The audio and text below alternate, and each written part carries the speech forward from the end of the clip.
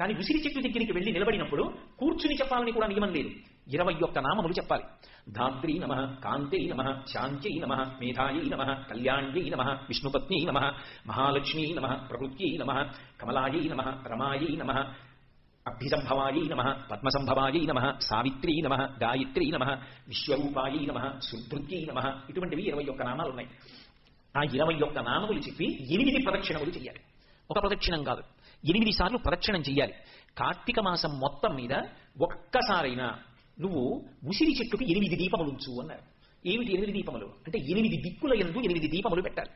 8 దీపముల మధ్యలో వెలుగుతూ ఉంటుంది ఆ ఉసిరి చెట్టు. అంటే అష్టదిక్పాలకుల చేత సేవింపబడుతున్నటువంటి పరదేవతా స్వరూపంగా నీవు నమస్కరిస్తే, అటువంటి సంస్కారము మన యందు నిలబడితే, ఆ ఋతువునందు ప్రకృతి శక్తి స్వరూపిణి అయినటువంటి ఆ తల్లియే అనుగ్రహించగలదు కనుక మనందరినీ కూడా కాపాడుతుందని 8 దిక్కులా 8 దీపములుంచి దీపపు సమ్మె మీద కొద్దిగా పసుపో కుంకమో అక్షతలో వేసి 8 దిక్కులా వెలుగుతున్నటువంటి దీపముల మధ్య ఉన్నటువంటి ఉసిరి చెట్టుకి నమస్కరిస్తారు.